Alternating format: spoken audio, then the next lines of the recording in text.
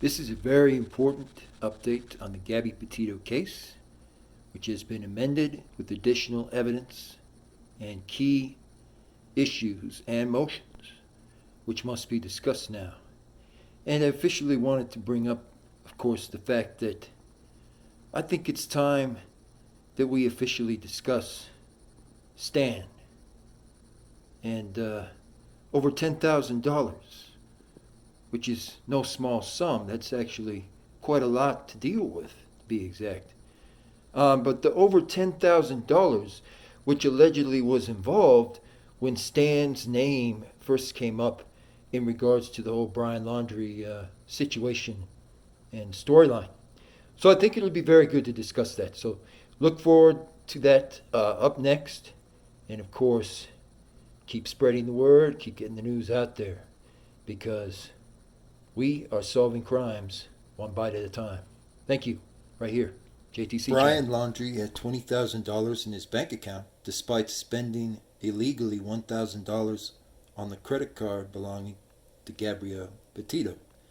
Brian Laundrie had $20,000, which has never been explained, deposited into his bank account when he kicked the bucket.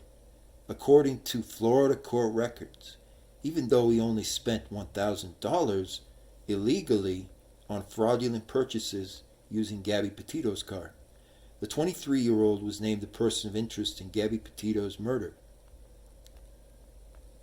around the summertime.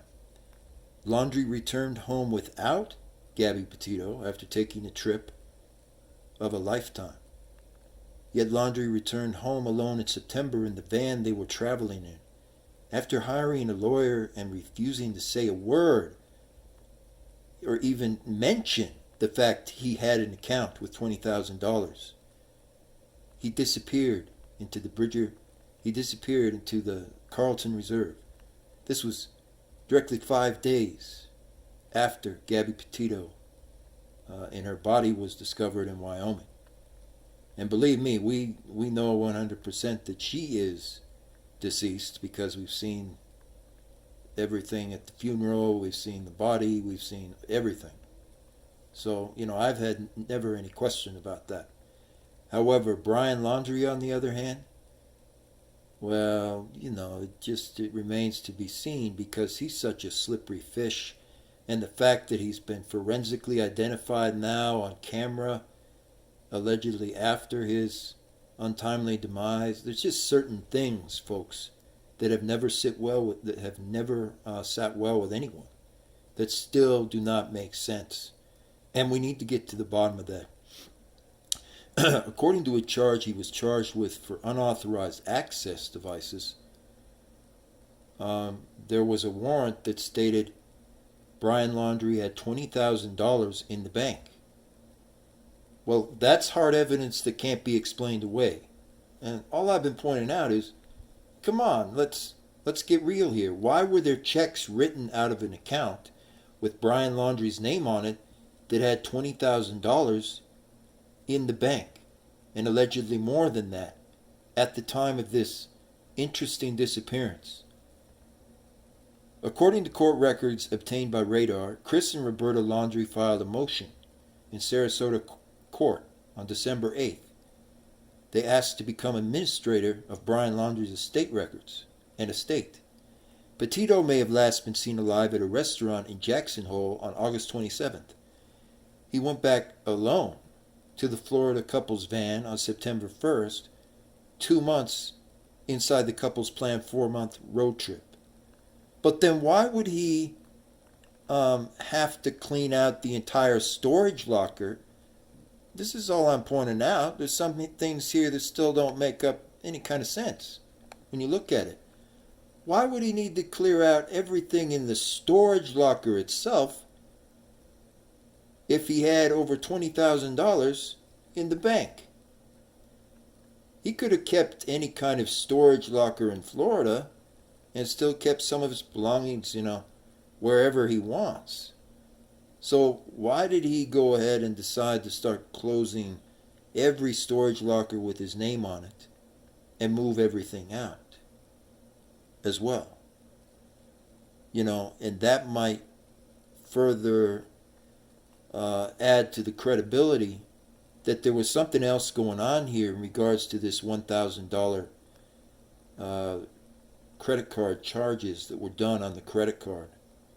You know, on September 19th, 2021, the authorities announced the body was found. And on Wednesday, October 20th, Laundrie's personal items were found at Myakkachi Creek Park in Florida. The FBI made the announcement. Mystery surrounds the exact circumstances of their death, but Laundrie was the only person of interest in the police investigation. And yet, to this day, you know, we don't have real concrete answers on the $20,000. And that's what I like to point out, folks. Why were these text messages coming out? And it was an abundance of text messages mentioning Stan and similar things at the exact same time that $20,000 just happened to mysteriously appear in Brian Laundrie's account.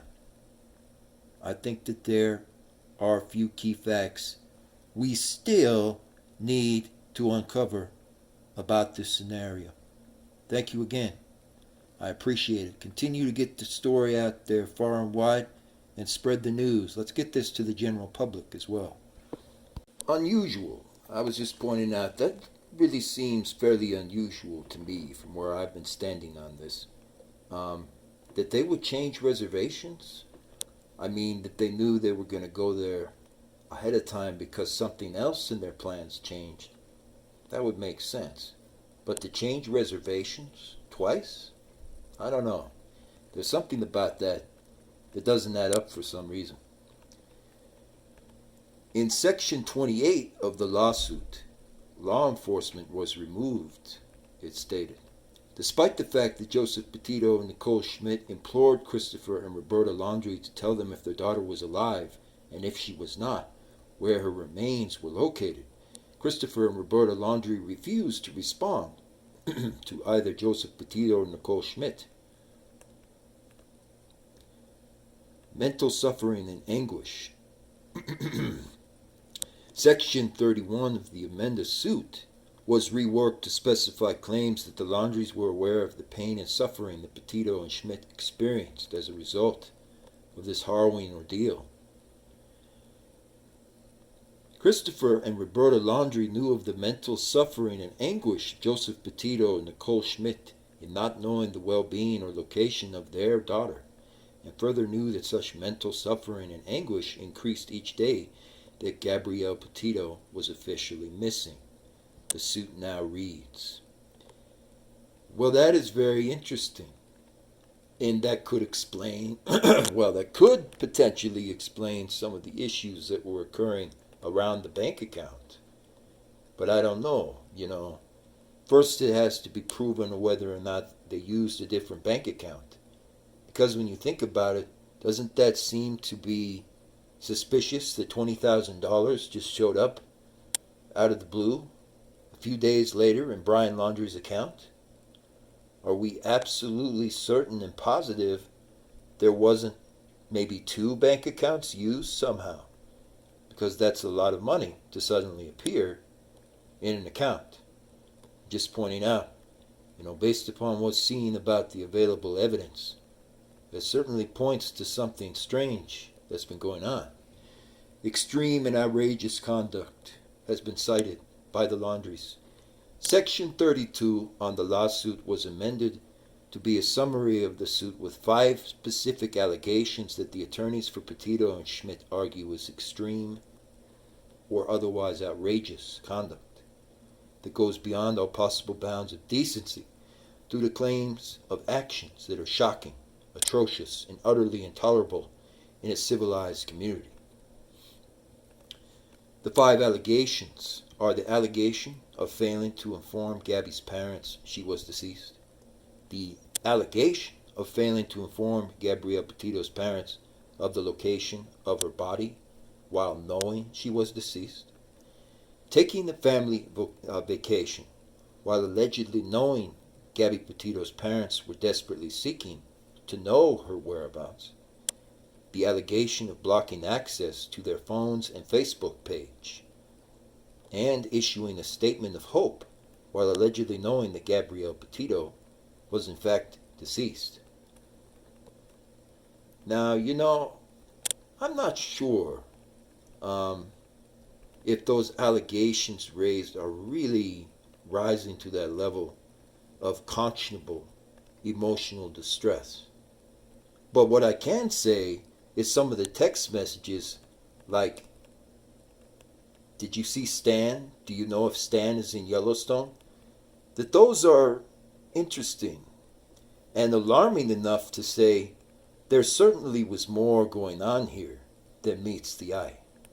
And I'm sure that most of you folks will generally agree with that statement. So please go ahead and continue to spread the word and get the word out there on this very, very important case, especially the update to the amended suit that I've been covering. No question. This is one of the most important cases in a long time. The lawsuit's procedural amendment separates the counts issued by and against all parties to be the count 1, Joseph Petito versus Christopher Laundrie; count 2, Joseph Petito versus Roberta Laundrie; count 3, Nicole Schmidt versus Christopher Laundrie; and count 4, Nicole Schmidt versus Roberta Laundrie. So, and that may or may not be the case. I mean, I can say right now I'm very interested in attending one of these comedy conferences that's going on. They've got a comedy club coming up around the time of June 28th. I think that would be really enjoyable to go there and check that out. But certainly if the suit, survives the second dismissal category or problems as far as deficiencies in their suit and similar things, I would say it's always possible. But what the most interesting point that I wanted to leave you with on this key point here, folks, is why were there multiple text messages? Yes, multiple text messages mentioning the bank account and also the storage locker, interestingly enough, in Florida. If they had already known that $20,000 was deposited into Brian Laundrie's account. See? Very interesting. Yes, it's very, very interesting, because how can that be explained when it has been shown that Brian Laundrie may have allegedly been involved with this other financial issue dealing with Wells Fargo Bank and similar things?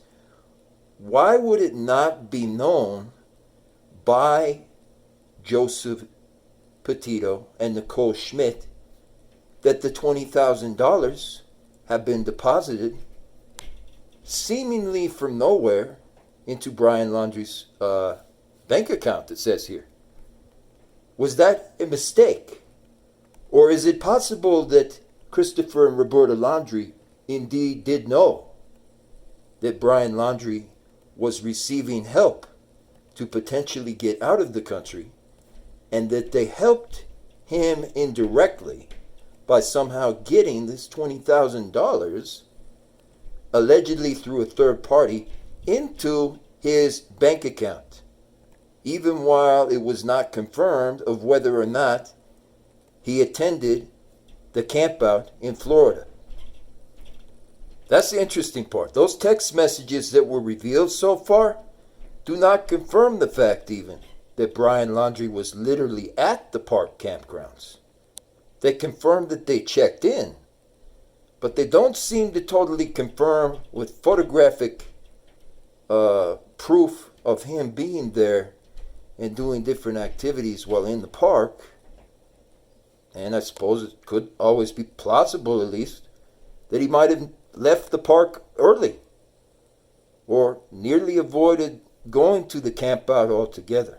It's a very, very good question. And it still doesn't answer these key issues. Why was the $20,000 deposited into that bank account? And that part for me That's something I would really, really like to get answered. I think that there's a lot that could be learned if you follow the thread of the $20,000 in relationship to Stan.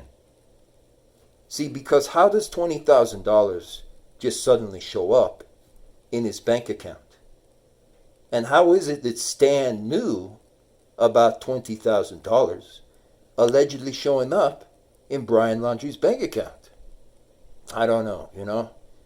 I just think that there's quite a few more things we need to learn specifically about this case, and that there's quite a few more issues that need to be told in relationship to this story, most certainly. So if you can, get this out there far and wide. Let's get this to the public and spread it out there further. I think at the minimum, we should know about the $20,000 in specific, because that's a huge amount of money. And, well, if the court is able to prove that the $20,000 was known about, that could lead to some serious problems. Very, very serious problems on the, on the aspect of premeditation on the part of the Laundries. Thank you. Let's go ahead and continue to spread the word. Very interesting when it comes to this specific case. Right here on the JTC channel. Thanks again. So this is a very important kind of short update I'm doing on the Gabby Petito related lawsuit. And this will only be about 10 minutes in as far as the time frame for this video. Only be about 10 minutes long. It states that the Laundrie's September trip to Fort DeSoto Park was actually planned, interestingly enough. The lawsuit was amended in regards to the Laundrie family's camping trip that was taken in early September to Fort DeSoto campground. It now claims the family went on vacation and were not only aware that Brian Laundrie had apparently murdered Gabby, but also had knowledge of where Gabby Petito's body was stored, as a multi-state search effort around the whole half of the nation was being conducted as to her direct whereabouts. While Gabrielle Petito's family was suffering, the Laundrie family decided to go on vacation to Fort DeSoto Park on September 6th through the 7th of 2021. Now that's a very bold claim, and I will say it right now, that is an assertion that they need to prove. However, it's tough to say. There's been a lot of evidence that's come out, especially recent things that have appeared in court, outlining the fact that actually the Petitos already were in communication with the Laundries, and the Laundries knew about Gabby Petito having gone missing before they actually checked into that campground or made reservations. And that may be one of the big reasons why the reservations were changed. Because as you can be more than aware of now, the reservations were changed twice for checking into Fort DeSoto. And so that means when I'm looking at this overall situation now, especially with what's come out and what's finally been released on the details of this situation here, I don't believe that the original information that was discussed regarding Brian Laundrie and similar things is at all real or authentic. I believe that rightfully we can say that some of it is authentic. But based upon, the level of research and so on that I've done and similar I've done on this, I can safely say that a lot of it is inauthentic and is not helpful, worth a hill of beans. But some of the things that have come out have been particularly glaring, and it's become more and more obvious as time has started to set in here where certain things were staged, as you may say it. Authorities found a body consistent with missing Gabrielle Petito, the 22-year-old female, on September 19th. However, her fiance, Brian Laundrie, who was a person of interest, went missing on September 14th, according to investigators and the family. Many online sleuths are now speculating whether Brian Laundrie ever made his way to Alabama with plans to escape into Mexico. The body suspected to be Gabby Petito was found in a remote area of the Bridger Teton National Forest near the Spread Creek Dispersed Campground on Sunday. FBI spokesman Charles Jones said that the formal identification of the remains has not been made and the cause of death is yet to be determined. So as you folks know, I trust anything coming out of FBI or any of these agencies as much as they can be thrown into the river. So I'm not going to take that, at face value. I would say they've earned the level of respect and trust that, say, for example, online dating companies have earned, to be exact. And that's pretty much nearly zero, I mean, I could see myself using an application, right? That's what I mean. I could see myself using an application to text people, or maybe go, to the shop to grab a cup of Joe or something on some of these internet startup companies that literally no one's ever heard of, where everybody's verified and they confirm exactly who they are, what their exact identity is, where their address is, things like that. But as far as doing it on a place like Bumble or somewhere like that, yeah, you got another thing coming. I would never touch those with a 10-foot pole. And thankfully there's a lot of people who are in a similar boat. They don't trust these kind of applications. They don't see them as in any way worthwhile. These are large corporations, and large corporations often come synonymous with things we have come to expect, such as murder. So when I think that's right, and I'll just have to be honest about that. When I think about Tinder, when I think about places like Plenty of Fish and all these similar chat room applications, I think about first-degree murder. That's where I go with it, because on the majority of cases, they've proven to be just as trustworthy as giving your keys and everything to a serial killer. Basically to somebody who might murder somebody later, stuff like that. So, and I won't get into that. I'm just saying I would trust a startup company a million times over before I would trust anything to do with Plenty of Fish. And that goes for any kind of these different applications that are out now. So when I think about social media, I'm not going to trust, what's on Facebook and so on. So what I did is I did research into this. And there's verified text messages, literally.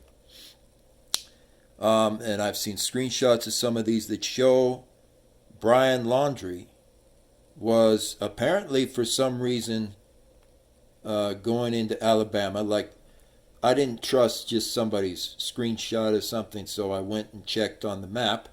And it verified he was going into Alabama and was making kind of a coordinated effort to flee the U.S. and get into Mexico. And based upon some of those mapped out coordinates and similar evidence I was able to uncover, I'm starting to believe that that is indeed the case, because Brian Laundrie cannot be considered in any way a genius. I think he's fairly smart.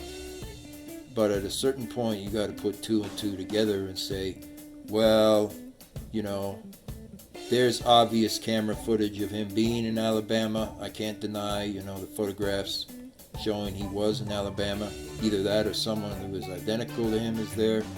And then there's no coincidence when the messages come out.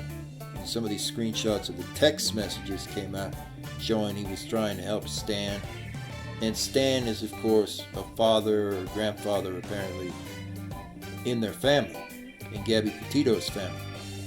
And, I find it ironic. I don't think it's proof yet, but I find it very ironic that Stan was confirmed to live in Mexico. And so at the time that Brian Laundrie is starting to make these text messages public about Stan, it also mentions him starting to leave the area of Alabama, in these similar areas on the East Coast, going more towards Mexico. It said, one text message that was released read, "I have no service in Yosemite. I've got to get to Stan, or I've got to help Stan. Can you help Stan?" And that can't be just like some kind of random note. He didn't do that because it's a rescue message or something. There's a reason for mentioning Stan and Mexico within seconds of each other. And so based upon what I've looked into on this, I now am starting to firmly believe that he did set up to attempt to escape to Mexico. That's what some of these text messages actually confirm. And I believe that all the text messages that are related to Mexico itself have to be reviewed. Like, regardless of where people stand on the issue, they need to be reviewed, and we need to come to a determination about what was going on with Mexico. No question. Because some people are like, well, the case is over. But remember, those files were sealed in the Florida court. So nothing about the case is truly over with when you look at it that way. And they've never confirmed, why in the world Brian Laundrie, for example, was shown on this ridiculous number of photographs on actual video camera after his alleged demise, running around the area of Florida. So we can't confirm 100% whether he really was killed or not either. We can't do that yet either, because there's too much mess of confusion in the air with that. The text messages and so on do not allow that to be verified. The fact that he's on physical video camera after he was allegedly already deceased does not allow that to be verified. So it could either be one of two things. It could be, even after forensics have been done to confirm this fact, it could be it's just an identical twin to Brian Laundrie running around in the state of Florida and still sending text messages. Or it could literally, in fact, be the more likely conclusion, which is Brian Laundrie never was killed. He just faked his own death for some other reason, and they've tried to seal the court records in Florida. So, that's where it's come down to. But this is the important things that will have to be finally deliberated and will be exposed in the actual trial. Let's talk about some specific things that really do matter, like the veracity of some of these text messages. Which ones can be counted as official and authentic, and which ones can be discounted as potentially just red herrings? We will have to finally talk about it. Thanks to social media platforms, online news websites, and extensive television and news coverage, it is improbable to expect that he hitchhiked without being recognized. On Twitter, one person wrote, "Brian Laundrie was seen in Alabama and was hitchhiking." So apparently the restaurant that we work for, our location in Tillman's Corner, Alabama, got their cameras reviewed. Brian Laundrie was reported here on the 17th. See? Brian Laundrie was spotted in Tillman's Corner of Alabama on the 17th of September in 2021. If this is verified, he is headed to Mexico to flee the country. And based upon certain evidence that I looked into and looked on the actual map, as far as some photos of this guy, there was someone who was identical to Brian Laundrie who was actually reported there. And that was enough evidence for me to say, you know what? Because of the coincidental text messages to Stan, it actually starts to make a lot more sense now that he either fled to Mexico or they attempted to make sure that he fled into Mexico.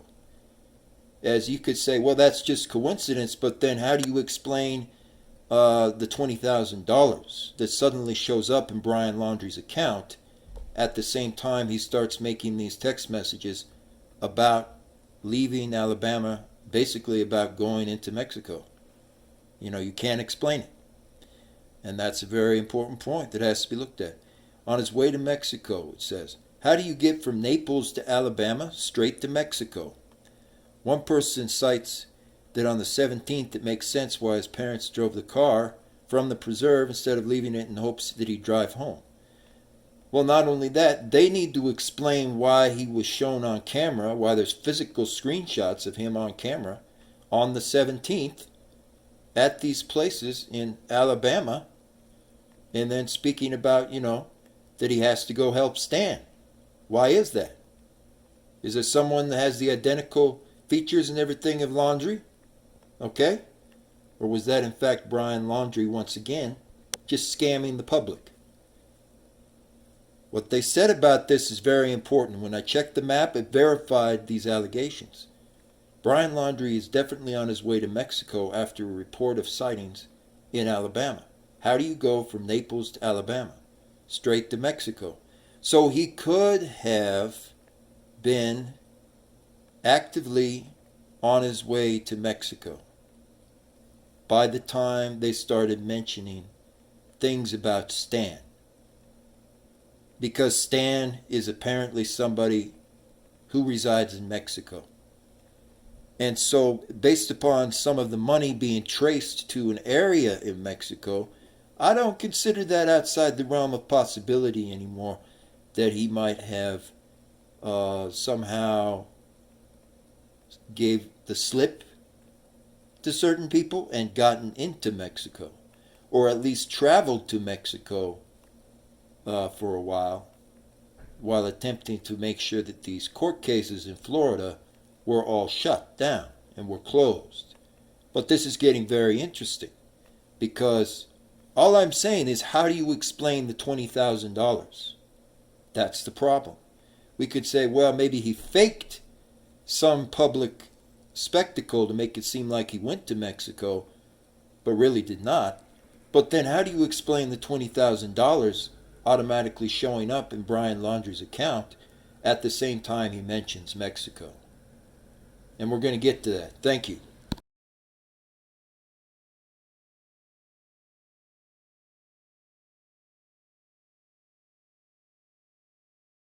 So, and there's people who are still claiming this was fake. No, this was absolutely not fake. And this is where the real questions come into the picture.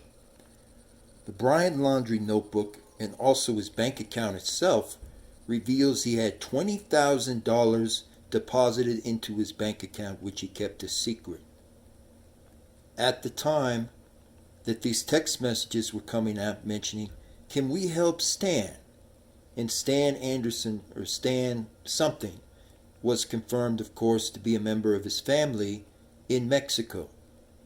Despite the money, and you can't fake something like that. And also, interestingly enough, a cell phone that appears to have once belonged to Brian Laundrie was confirmed on a certain financial institution, which may or may not be Wells Fargo, and then confirmed again to have opened another account at an additional neighboring financial institution. And you can't fake something like that.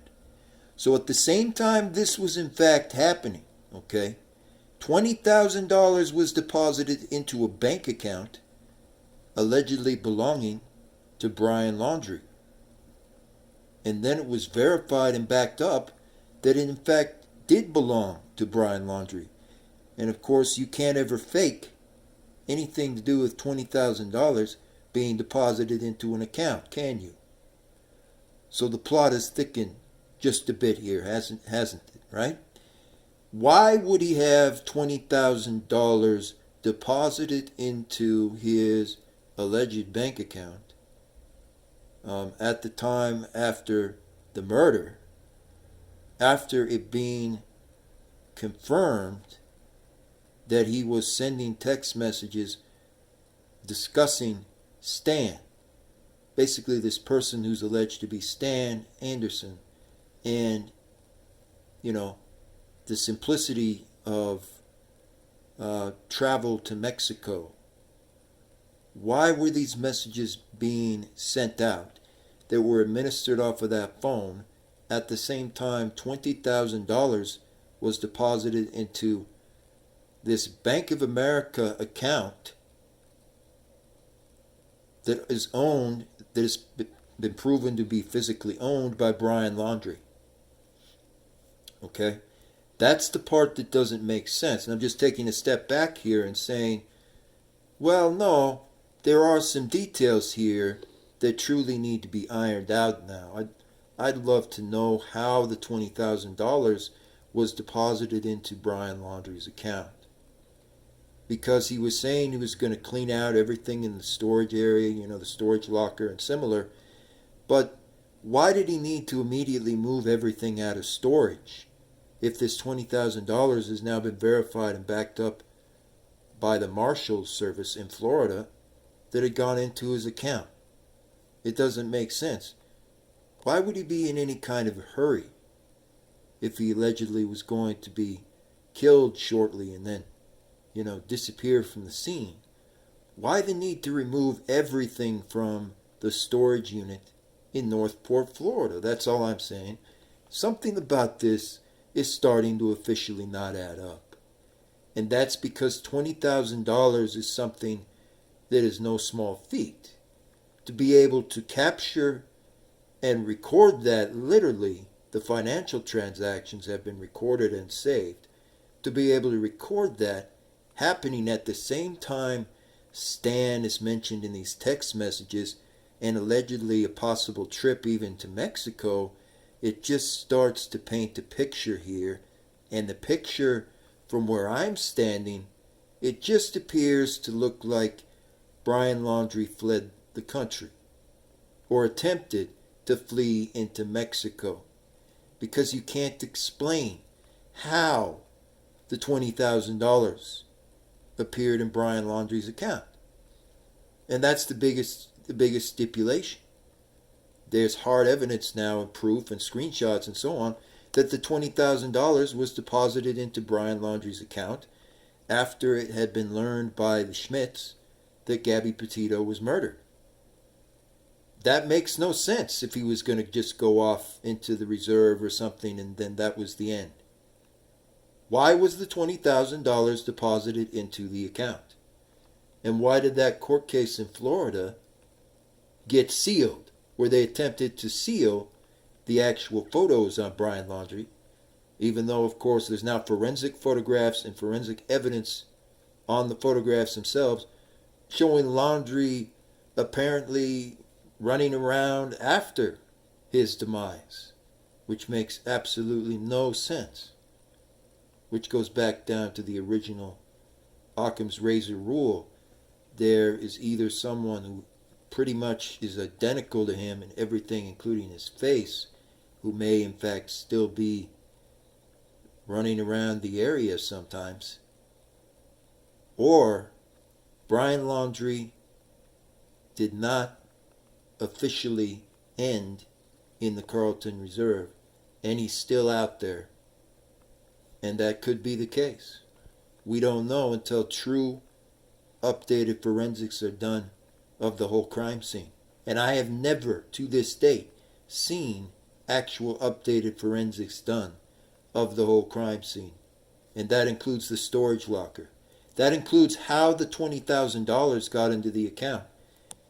So Brian Laundrie, how did the $20,000 get deposited into your account? That's all I'm asking. I think it's a very, very valid point to make. I think there's some very important questions that have to be answered from a legal standpoint. At the time Brian Laundrie vanished, he was wanted for unauthorized use of a debit card for withdrawing $1,000 between August 30th and September 1st, when Gabby Petito went missing. He reportedly arrived in Florida on September 1st without Gabby Petito, and Petito's family reported her missing again. Petito spoke to her mother over a video chat call, allegedly, on August 23rd or 24th, when she stated that Brian Laundrie was leaving Utah and driving to Grand Teton National Park.